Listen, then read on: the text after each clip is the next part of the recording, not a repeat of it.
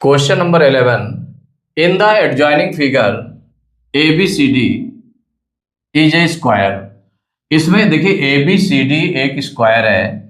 PQ, R and S are the midpoints of AB, BC, CD and DA respectively. AB का mid point है P, BC का mid point Q, CD का mid point R and DA का mid point क्या है? S है. कहा गया prove that P Q R S is a square. ये पी क्यू आर एस ये जो इनको मिड पॉइंट्स को ज्वाइन करने पर बना हुआ है, जो बना है, तो ये एक स्क्वायर होगा. ये फाइंड करना है आपको, माने ये प्रूव करना है कि ये एक स्क्वायर है. तो देखिए स्क्वायर के लिए हमें कंडीशंस क्या चाहिए. तो स्क्वायर के लिए कंडीशंस चाहिए कि ऑल साइड्स इक्वल हो. माने कोई भी स्क्वायर होगा तो उसके लिए हम कंडीशंस क्या लेंगे? All sides are equal and each angle is 90 degree. कि माने हर एक एंगल जो है 90 डिग्री का हो. तो अगर सभी साइड्स इक्वल हो जाए और केवल वन एंगल अगर उसका 90 डिग्री का हो जाएगा तो वो आपका स्क्वायर हो जाएगा, क्योंकि उसके अकॉर्डिंग वो सभी 90 डिग्री के ही एंगल हो जाएंगे.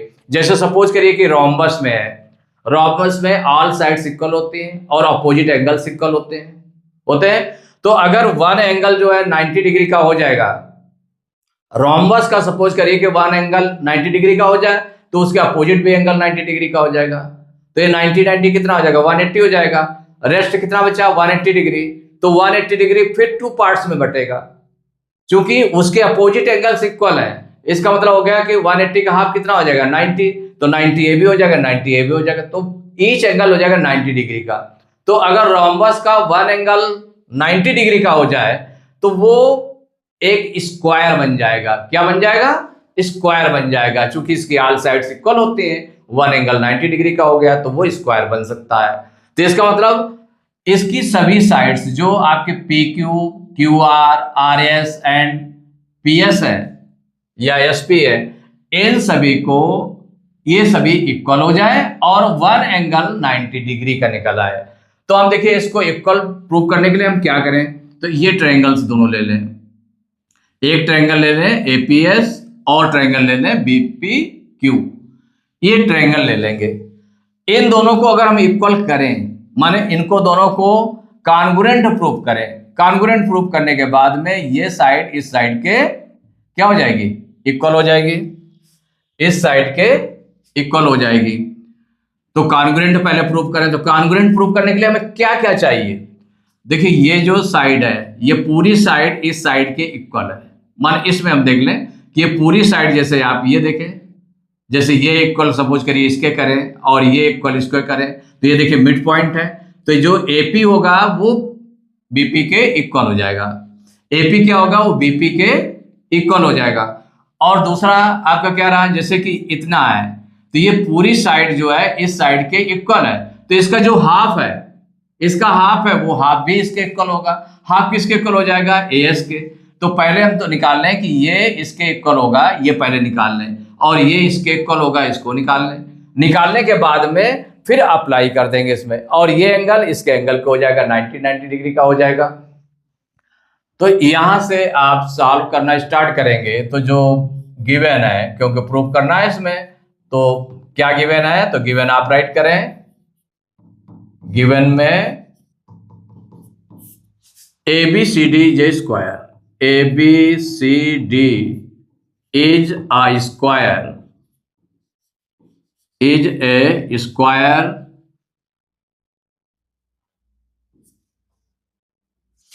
ए B C D is a square. P Q R and S are the midpoints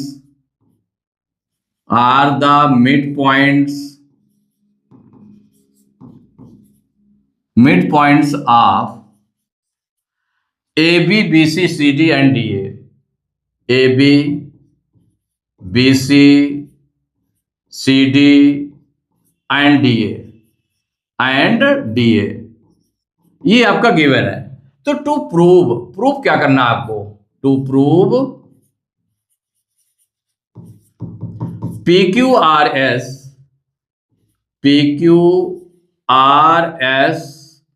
is a square, ये प्रूव करना है। तो प्रूफ क्या स्टार्ट करेंगे? प्रूफ। भाई प्रूफ करना स्टार्ट करें, माने क्या सॉल्व करेंगे, इसमें किस तरह से करेंगे? तो पहले बताया कि ये इक्वल इसके कर लीजिए इतने। भाई इन दोनों ट्रायंगल्स को लेंगे तो जब इन साइड्स को इक्वल करना है तो इसका मतलब है कि इन दोनों ट्रायंगल्स को लेंगे तो ट्रायंगल में कंपेयर करेंगे कौन किसके इक्वल है। तो यहां पर इसको हम ले लेते हैं। तो जब क्या लेंगे, यहां पर हो जाएगा DA equal DA equal to कितना हो जाएगा? CB या BC हम कहते हैं। DA इक्वल टू BC, माने ये दोनों इक्वल है। ये क्यों इक्वल है? इक्वल है साइड्स ऑफ ए स्क्वायर, माने ये स्क्वायर की साइड है, ऑफ ए स्क्वायर किसी स्क्वायर की साइड है, तो इसीलिए इक्वल है। अब इनको अगर हम 2 से डिवाइड कर दें तो DA/2 equal to BC/2, half कर दिया गया तो डिवाइडिंग बाई 2। अगर सेम नंबर से डिवाइड कर दें दोनों साइड या मल्टीप्लाई कर दें तो दोनों साइड फिर भी लेफ्ट साइड राइट साइड इनके इक्वल रहता है। अब DA/2 को हम कितना ले सकते हैं? जितनी हमारी रिक्वायरमेंट होगी। तो रिक्वायरमेंट में क्या है हमारा? SA, तो SA इक्वल हो जाएगा किसके? QB, इसके इक्वल हो गया। माने यहां पर आपने क्या लिया है? SA इक्वल टू हो जाएगा DA/2, इसका आप हो जाएगा, एंड QB इक्वल टू किसके हो जाएगा? BC/2। इसीलिए आपने इसको इक्वल कर दिया। अब SA इक्वल टू QB हो गया। एक चीज आपकी ये निकल आई, क्योंकि ये आपका, ये चाहे इसको हम फर्स्ट एज ले लें कि ये फर्स्ट हो गया आपका। अब सेकंड थिंग है कि इसको चाहे हम एट टाइम कर लेंगे, क्योंकि AP इक्वल टू PB ये मिड पॉइंट है, इसको हम शो कर लेंगे। तो अब इन ट्रायंगल कौन सा ले लें? इन ट्रायंगल कौन सा ले लें? Triangle SAP and triangle QBP, इन दोनों ट्रायंगल में लेंगे। तो देखिए फर्स्ट हमारा ये प्रूव हो गया, क्या? SA इक्वल टू QB, ये आपने प्रूव किया, ऑलरेडी प्रूव्ड। ये आपने क्या किया है? ऑलरेडी प्रूव्ड, इसीलिए तो इक्वल किया इसको, ऑलरेडी प्रूव्ड। ये प्रूव कर चुके हैं आप पहले से। और जो साइड आपकी ये है AP equal to PB, AP equal to PB, ये क्यों इक्वल है? AP इक्वल टू BP या PB, हम कुछ भी रख सकते हैं इसमें। AP equal to PB, since P is the midpoint of, P is the midpoint, तो जब मिड पॉइंट है, मिड पॉइंट ऑफ AB, इसीलिए तो आपने इक्वल किया इसको, ये हो गया। अब इसके बाद में जब AP इक्वल टू PB हो गया, और ये जो एंगल है, angle A equal to angle B, angle A equal to angle B, माने ईच एंगल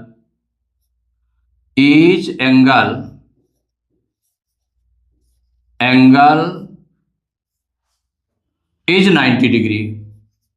माने 90 डिग्री क्यों है? आपको पता है ना, क्योंकि स्क्वायर है तो उसका ईच एंगल कितना होता है? 90 डिग्री का। तो देयरफॉर ट्रायंगल SAP, जो ट्रायंगल लिए गए थे वो दोनों कॉन्ग्रुएंट हो गए, कॉन्ग्रुएंट ट्रायंगल QBP,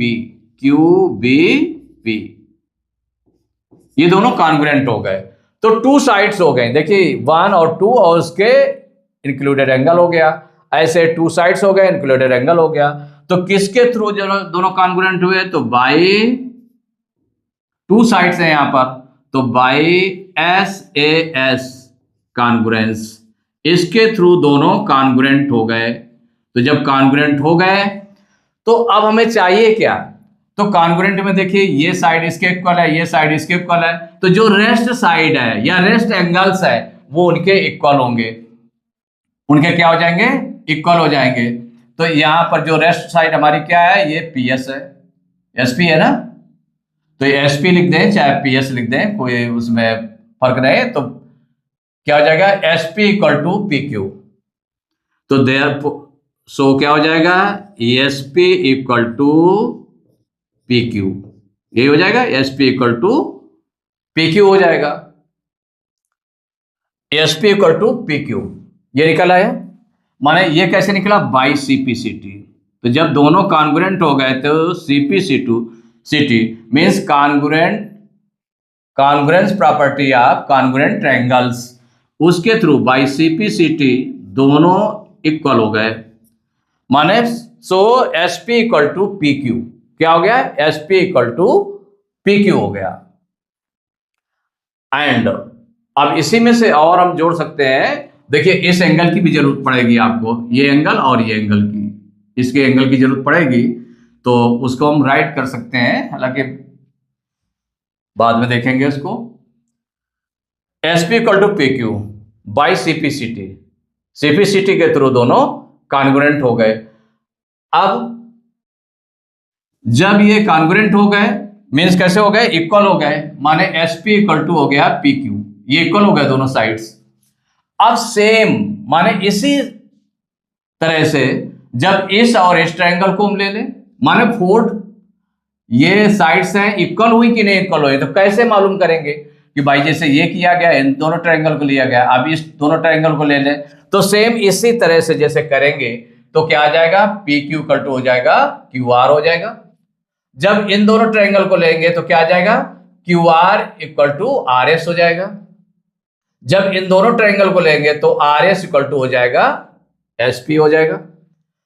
तो इसमें देखा कि 4 आपको ऐसे लेने पड़ेंगे, तो लेकिन इसी तरह से सॉल्व करने पर मिलेगा, इसी तरह से कॉन्ग्रुएंट करने के बाद फिर इसके बाद दोनों को करेंगे, तो इसको हम एज ए सिमिलरली लिख लेते हैं। क्या लिख लेते हैं, सिमिलरली, कि इसी तरह से सॉल्व करेंगे तो सिमिलरली क्या हो जाएगा भाई, इसी तरह से करने पर मिलेगा तो क्या हो जाएगा, PQ equal to QR। Similarly PQ equal to QR, एक ये हो गया। और जब इन दोनों ट्रायंगल को लेंगे तो QR equal to RS, QR equal to RS, and next जब इसको और इसको लेंगे तो RS equal to SP, RS equal to SP, ऐसे तो निकलेगा। अब इन सभी को मिला करके देखें कि ये जो है इसके भी इक्वल है, ये इसके इक्वल है, ये इसके इक्वल है, ये इसके इक्वल है, इसका मतलब ऑल साइड्स आर इक्वल। तो देयरफॉर क्या हो जाएगा, तो क्लियरली ऐसे राइट कर सकते हैं आप, क्लियरली क्या, PQ equal to QR equal to RS equal to कौन सा हो गया, SP। ये 4 साइड्स इक्वल हो गए, माने ऑल साइड्स इक्वल हो गई। एक चीज तो आपकी ये निकल आई। अब आपको क्या निकालना है कि इसका ईच एंगल 90 डिग्री का हो जाए, तो 1 अगर एंगल 90 डिग्री का निकल आए तो हो जाएगा। तो 90 डिग्री का कैसे निकलेगा, तो आप पहले ये एंगल निकालिए और ये एंगल निकालिए, इन दोनों एंगल्स को निकालिए, इस ट्रायंगल में इस एंगल को निकालिए, इस ट्रायंगल में इस एंगल को निकालिए, और निकालने के बाद में देखिए ये एंगल और 3 एंगल्स बन रहे हैं इसमें, लाइन के ऊपर एक ही पॉइंट पर 3 एंगल्स बन रहे हैं, तो इनका सम कितना होगा, 180 डिग्री होगा। तो 180 डिग्री होगा तो इन तीनों का सम जो है 180 डिग्री हो जाएगा, तो उससे हमारा ये एंगल निकल आएगा, ये एंगल निकल आएगा। तो देखिए आगे हम इसको करते हैं,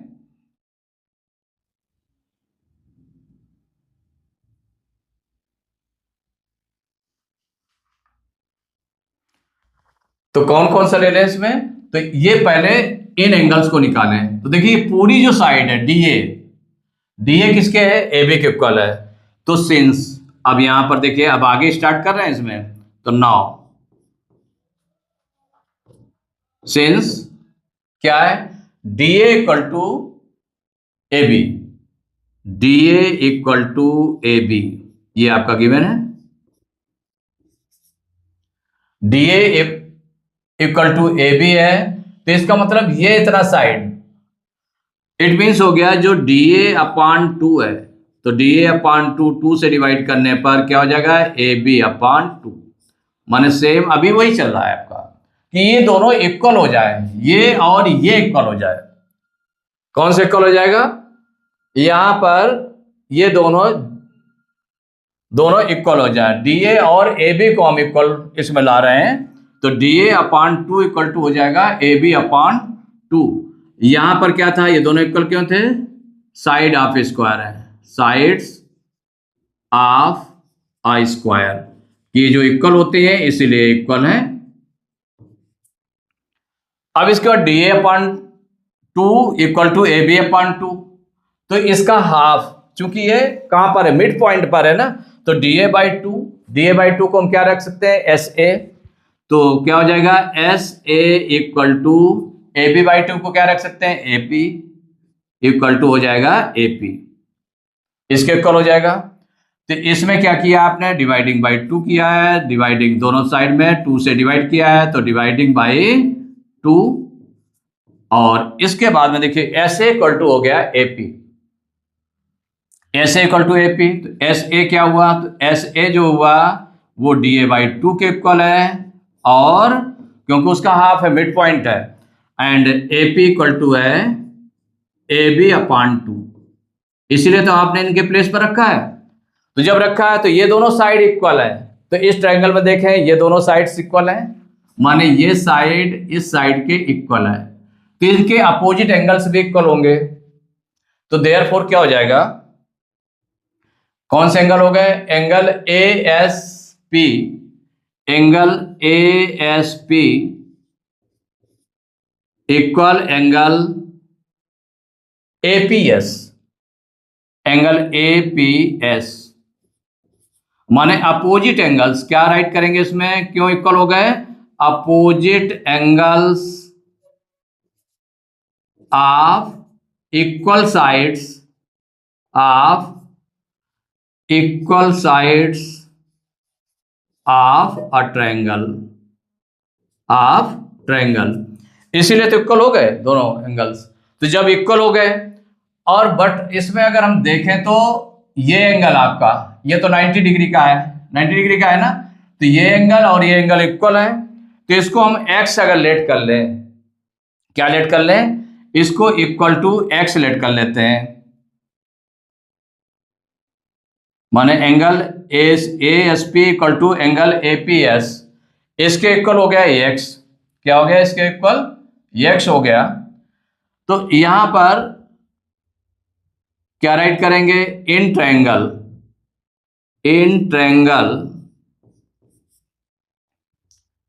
कौन सा ट्रायंगल इसमें हमने ले लिया? इन ट्रायंगल, ये लिया गया SAP, इन ट्रायंगल SAP, ये आपका कौन से एंगल्स हो जाएंगे? तो angle ASP, angle ASP plus angle ASP हो गया, और एंगल कौन सा हो गया? APS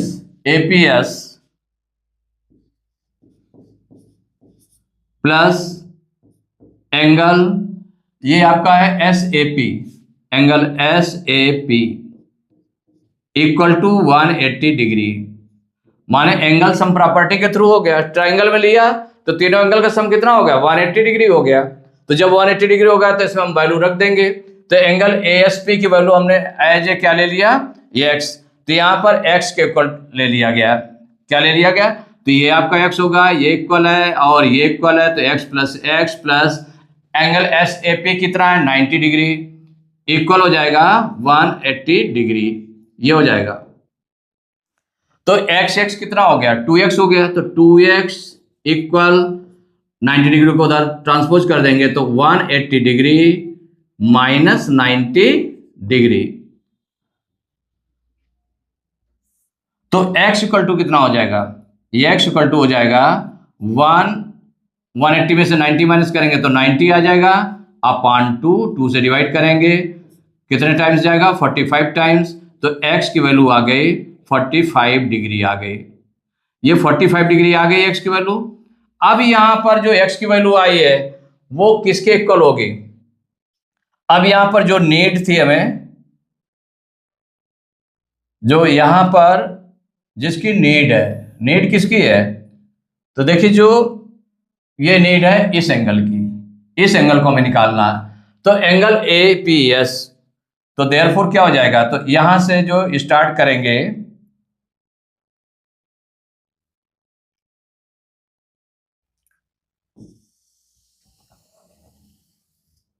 इससे आप आगे, माने 45 डिग्री आगे, x इक्वल टू 45 डिग्री, अब इसको आगे स्टार्ट करेंगे इसको करना, तो एंगल, तो देयरफॉर क्या हो जाएगा, एंगल APS इक्वल टू कितना निकल आया, 45 डिग्री, ये निकल आया, एंगल APS कितना निकल आया, 45 डिग्री, ये आपका निकल आया भाई। जो x की वैल्यू निकली वही x की वैल्यू के इक्वल है, उसके प्लेस पर कितना रखा गया था, x रखा गया था, तो ये निकल आया। तो सिमिलरली अब इसमें जो इसी ऐसे ही इसकी वैल्यू निकाल लें, तो सिमिलरली ये जो एंगल है, angle BPQ, angle BPQ equal हो जाएगा 45 डिग्री। भाई जैसे इस ट्रायंगल को लेंगे तो इसी तरह से तो साइड करेंगे, लेकिन इसको हम कैसे लिख देते हैं, सिमिलरली, जिससे कि क्योंकि पूरा कैलकुलेशन ये यहां से उतना वही पड़ेगा, सेम पड़ेगा, इसलिए सिमिलरली, एक में तो आपने शो कर दिया, दूसरे में सिमिलरली करके ऐसे राइट कर सकते हैं। तो ये देखिए एक वैल्यू आपकी ये हो गई और एक ये हो गई। अब देखिए इनको देखें सम, तो since the sum of angles, the sum of angles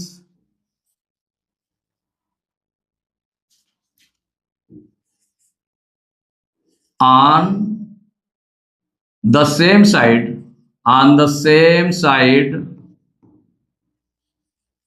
of a line, of a line at a given point, at a given point, given point is 180 degree. अब यहां पर क्या है, since the sum of angles on the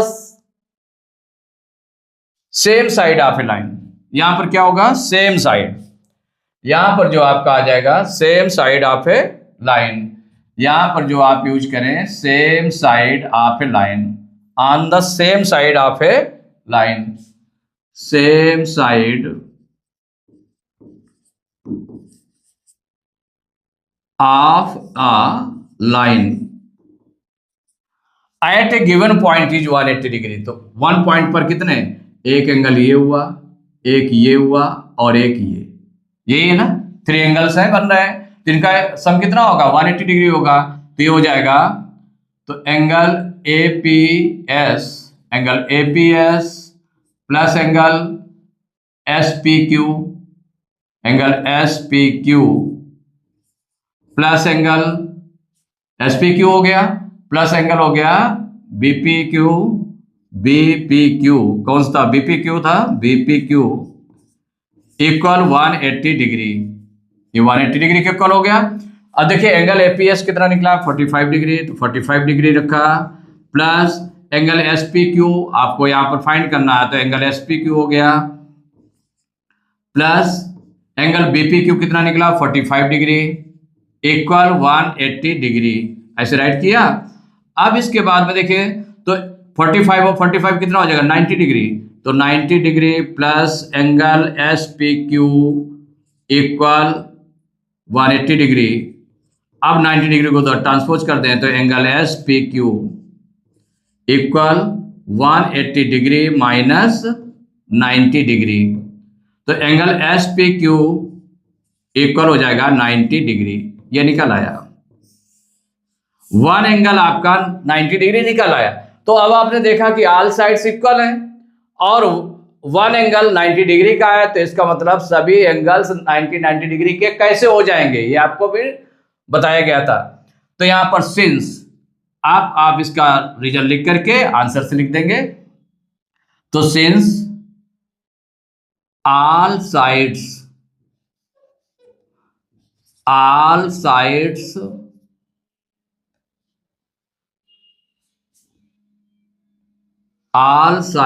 of PQRS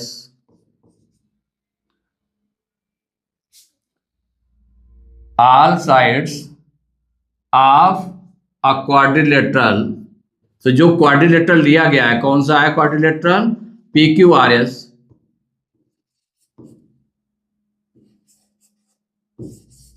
PQRS, since all sides of a quadrilateral PQRS are equal and one angle is 90 degree, therefore, तो जब one angle 90 degree है और सभी साइड्स इक्वल हैं, तो therefore PQRS is a square, PQRS is a square, कि ये जो PQRS है ये क्या होगा, स्क्वायर हो गया। ये आपने प्रूव कर दिया, प्रूव्ड, ये आपका प्रूव हो गया।